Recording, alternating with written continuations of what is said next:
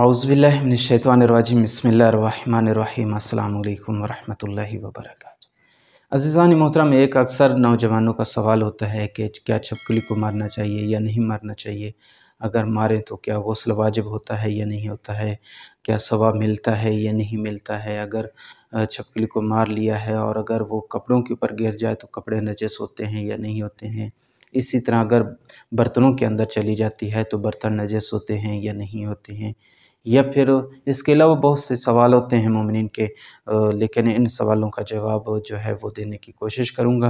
अज़ीज़ान मोहतरम, छिपकली जो है ये एक दुश्मन खुदा है, दुश्मन हज़रत इब्राहीम अलैहिस्सलाम है। जब हज़रत इब्राहीम अलैहिस्सलाम को नमरूद की आग में डाला जा रहा था तो तब ये छिपकली आग को भड़काने में मदद कर रही थी, यानी फूंक रही थी, यानी साबित कर रही थी कि मैं नमरूद के साथ हूँ, हज़रत इब्राहीम अलैहिस्सलाम के साथ नहीं हूँ।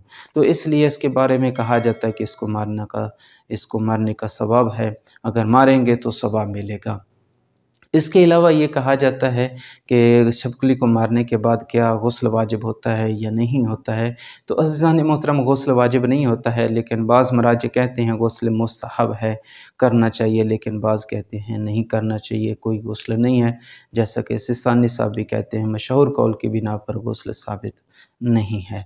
और इसके अलावा अज़ीज़ान मोहतरम, अगर कपड़ों के ऊपर गिरती है तो कपड़े भी नजस नहीं होते हैं, बर्तन भी नजस नहीं होते हैं। अगर सालन वगैरह में ये गिर जाए तो सालन नहीं खाना चाहिए, कहते हैं कि ये ज़हरीला जानवर है, इसका वो नहीं खाना चाहिए सालन।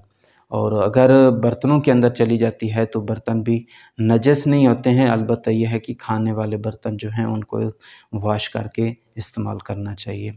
इसके अलावा अगर अज़ीज़ान मोहतरम कोई और सवाल हो तो वो कमेंट में कर सकते हैं, इंशाअल्लाह उसका तफ़सीली जवाब दिया जाएगा। अस्सलामु अलैकुम वरहमतुल्लाह।